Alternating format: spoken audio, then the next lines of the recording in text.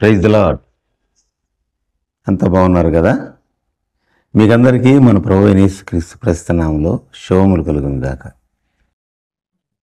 ఈ సమాజంలో మనిషికి ఇంటిలో ఒంటిలో ఎక్కడా సమాధానం లేక సతమతం అయిపోతున్నాడు.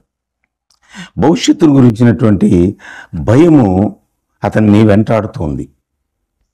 నిరాశ నిస్పృహలకు గురైపోయి ఒత్తిడిలో అశాంతికి అనారోగ్యానికి గురవుతున్నాడు.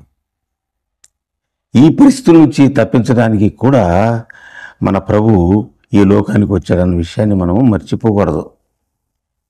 యెషయా ప్రవక్త చెప్పాడు కదా, యేసయ్యకు మరొక పేరు సమాధానకర్తయగు అధిపతి అని ఆయన వివరించాడు యెషయా గ్రంథం 9:6.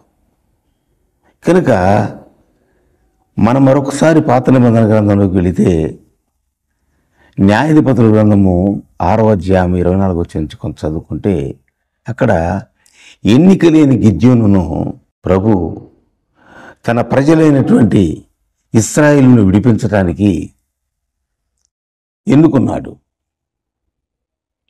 మిద్యానీయుల చేతిలో ఇశ్రాయేలులు నలిగిపోతున్నారు. అలాంటి పరిస్థితుల్లో ఇశ్రాయేలీలు కొండలు, వాగులు, గుహలు, దుర్గాల్ని సిద్ధపరచుకున్నారు. వారు దాగి ఉండడానికి, తప్పించుకోవటానికి భయముతో బ్రతుకులను వెళ్ళబుచ్చుతూ ఉన్నారు. ఆ సమయంలో దేవుడు గిద్యోన్ని ఏర్పాటు చేసుకొని గిద్యోన్తో అంటున్నాడు, నువ్వు భయపడవద్దు, ఇశ్రాయేలును రక్షించడానికి నేను ఏర్పాటు చేసుకున్నాను, కనుక నీవు ధైర్యంగా ఉండమని అతనిలోని కలవరపాటును, భయాన్ని తొలగించి అతనికి ఒక సమాధానాన్ని, నిరీక్షణను అనుగ్రహించాడు. ఆ విధంగా తన ప్రజలను మిద్యానీయుల చేతిలోంచి కాపాడలేడు దేవుడు.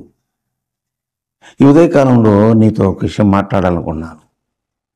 నీవు కూడా సమాజాన్ని చూచి నీ భవిష్యత్తును గురించి ఆలోచిస్తూ కలవరపడుతూ నేను ఎన్నిక లేని వాడిని,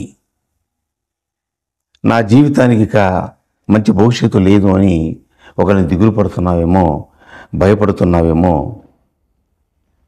ప్రభువును చూడు. యేసయ్య నీ కలవరపాటును తీసివేస్తాడు. నిన్ను ఆయన ఏర్పాటు చేసుకుంటాడు, నిన్ను వాడుకుంటాడు, నీకు నీ యొక్క బలహీనతల మీద జయమిస్తాడు, పరిస్థితులను చక్కజేస్తాడు, నీకు ఒక మంచి భవిష్యత్తును ప్రసాదించడానికి ఆయన సిద్ధంగా ఉన్నాడు.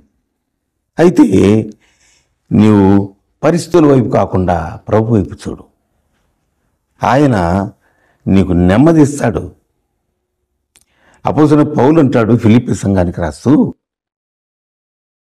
దేనిని గూర్చి నువ్వు చింతపడవద్దు, ప్రతి విషయంలో ప్రార్థన విజ్ఞాపనల చేత కృతజ్ఞతాపూర్వకంగా దేవునికి మీ యొక్క విన్నపాలని తెలియచేయండి.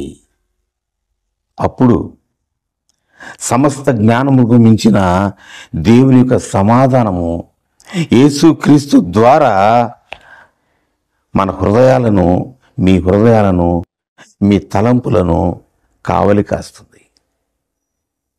యేసుక్రీస్తు ద్వారా మీ హృదయాలను, మీ తలంపులను కావలి కాచి నీకు సమాధానాన్ని అనుగ్రహిస్తుంది. దేవునికి అప్పగించి ఆయన్ను ప్రార్థించు. ఆయన నీ హృదయంలోనికి సమాధానాన్ని నదిలాగా ప్రవహింపజేస్తాడు. హల్లెలూయా. ప్రార్థించుకుందాం.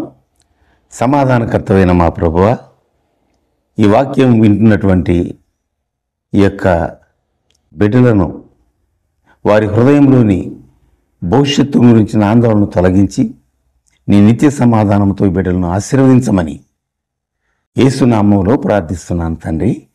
ఆమెన్. మీకందరికీ మన ప్రభువైన యేసుక్రీస్తు నామములో షాలోమ్.